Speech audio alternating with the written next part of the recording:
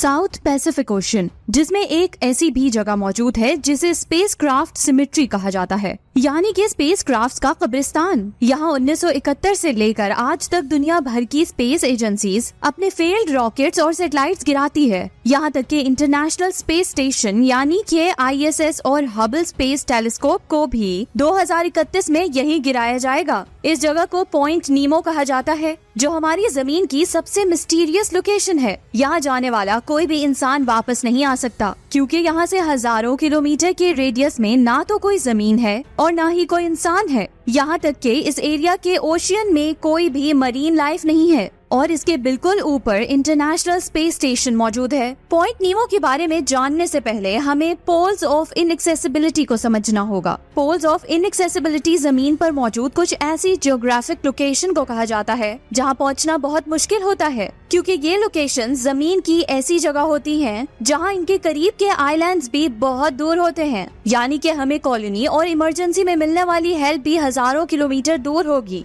जिसकी वजह से इन जगहों पर पहुंचना और बगैर किसी हेल्प के सरवाइव करना ऑलमोस्ट नामुमकिन है। इस तरह की लोकेशंस को साइंटिस्ट कंप्यूटर मॉडल्स और सैटेलाइट मैपिंग टेक्नोलॉजी, जिन्हें आप स्क्रीन पर देख रहे हैं, उनकी मदद से कैलकुलेट करते हैं। इसी बेस पर साइंटिस्ट ने पूरी जमीन पर 8 पोल्स ऑफ इनएक्सेसिबिलिटी को ढूंढा है, जिन्हें हम 2 डिफरेंट ग्रुप्स में डिवाइड कर सकते हैं। पहला ओशियानिक पोल्स ऑफ इनएक्सेसिबिलिटी और दूसरा है land based poles of inaccessibility. यहाँ आप ये सोच रहे होंगे कि हम ऐसी जगह पर जाएंगे ही क्यों जहाँ सरवाइव करना नामुमकिन होता है। तो इसका जवाब है साइंटिफिक रिसर्च के लिए अभी जो आप ग्लोबल मैप देख रहे हैं, इनमें ये रेड स्पॉट्स ऐसे पोल्स ऑफ इनएक्सेसिबिलिटी है जो जमीन पर मौजूद है, लेकिन ओशियन की कोस्ट लाइन से बहुत दूर है। इसके अलावा जो आप ब्लू स्पॉट्स देख रहे हैं वो ओशियन में मौजूद पोल्स ऑफ इनएक्सेसिबिलिटी हैं। एंड डिके की रिसर्च और एक्सप्लोरेशन के बाद यही देखा गया है कि ओशियानिक पोल्स ऑफ इनएक्सेसिबिलिटी तक पहुंचना सबसे ज्यादा चैलेंजिंग या फिर इम्पॉसिबल होता है। Number 1, oceanic poles of inaccessibility. वैसे तो कई ओशियानिक पोल्स ऑफ इनएक्सेसिबिलिटी जमीन पर मौजूद हैं, लेकिन अगर हम most distant oceanic pole of inaccessibility को देखें तो उसमें सबसे पहला नंबर पॉइंट नीमो का आता है। ये है साउथ पैसिफिक ओशियन में मौजूद डिक्यूकाई आइलैंड, जिसकी पॉपुलेशन 0 है क्योंकि ये आइलैंड रहने के काबिल नहीं है,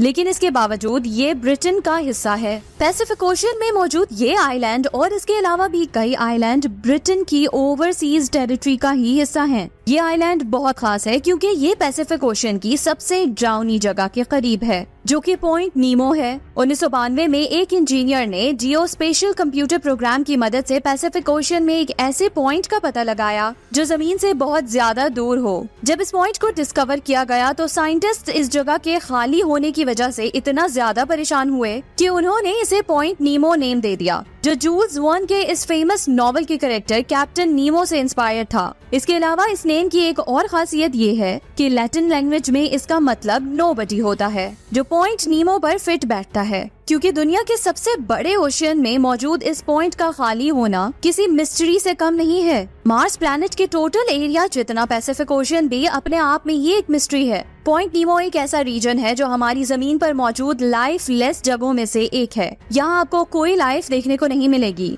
क्योंकि साउथ पैसिफिक जायर की वजह से समंदर के इस इलाके में वो न्यूट्रिएंट्स कभी पहुँच ही नहीं पाते जो मरीन लाइफ के लिए जरूरी होते हैं। बस यही वजह है कि यहाँ लाइफ तो दूर की बात जमीन तक नहीं है, क्योंकि जो आइलैंड पॉइंट नीमो के सबसे ज्यादा करीब है उसकी भी पॉइंट नीमो से दूरी 2688 किलोमीटर है, जो बहुत ज्यादा फासला है। इसकी सबसे करीबी हैबिटेबल प्लेस न्यूजीलैंड कंट्री है, जिसकी पॉइंट नीमो से दूरी 4828 किलोमीटर है। अगर यहाँ कोई इंसान फंस गया तो वो कभी भी किसी दूसरे इंसान को देख ही नहीं पाएगा, क्योंकि यहाँ तैरना तो नामुमकिन है, लेकिन यहाँ से बचने का भी एक ही तरीका है, जिसके लिए हमें रॉकेट की जरूरत होगी, क्योंकि इंटरनेशनल स्पेस स्टेशन ही वो वाहिद जरिया है जो कि पॉइंट नीमो के सबसे करीब है, यानी कि 400 किलोमीटर ऊपर होता है। लेकिन ये भी हो सकता है कि इंटरनेशनल स्पेस स्टेशन ही पॉइंट नीमो में गिर जाए। नासा का प्लान है कि 2031 तक इंटरनेशनल स्पेस स्टेशन को पैसिफिक ओशियन के इस रीजन में गिरा देगा, क्योंकि लाइफ ना होने की वजह से तमाम स्पेस एजेंसीज यहाँ अपने खराब रॉकेट्स और सैटेलाइट्स, यहाँ तक कि स्पेस स्टेशन को क्रैश करने का प्लान कर रही है।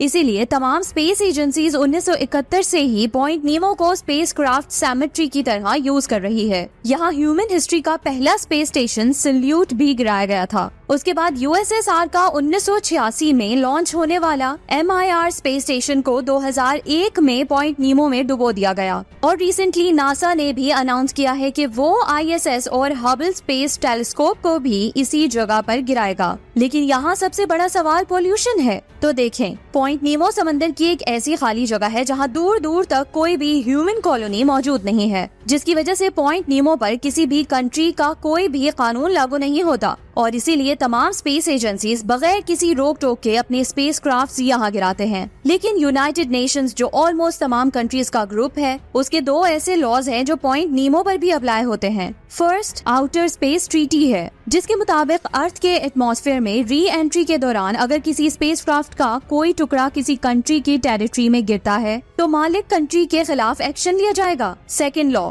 United Nations Convention law of the sea. इस लॉ के मुताबिक पॉइंट नीमो या फिर ओशन के किसी भी हिस्से में गिरने वाले स्पेस डेब्रिस में कोई भी हार्मफुल मटेरियल नहीं होना चाहिए जो ओशन को पोल्यूट करे। यहाँ आपके जहन में एक सवाल आ रहा होगा कि इस छोटे से रीजन में इंटरनेशनल स्पेस स्टेशन पूरा आ सकेगा? तो मैं आपको बता दूं कि ये पॉइंट पैसिफिक ओशन में कई लाख किलोमीटर तक फैला हुआ है, जिसका साइज फ्रांस जैसे कंट्री के टोटल एरिया से भी 34 गुना ज्यादा है। आइए अब बात करते हैं land based poles of inaccessibility की। नॉर्दर्न पोल ऑफ इनएक्सेसिबिलिटी, इसे आर्कटिक पोल भी कहा जाता है क्योंकि ये आर्कटिक आइलैंड पर मौजूद है। 2005 में एक्सप्लोरर जिम मैकनील ने NSIDC एंड SPRI के साइंटिस्ट की मदद से नॉर्दर्न पोल ऑफ इनएक्सेसिबिलिटी के कोऑर्डिनेट्स को कैलकुलेट किया। इसमें मॉडर्न टेक्नोलॉजी का यूज किया गया था। इसके बाद मैकनील ने अपनी टीम के साथ मिलकर यहाँ जाने की कोशिश की, लेकिन हमेशा खराब मौसम की वजह से वो कभी यहाँ तक पहुँच ही नहीं सके।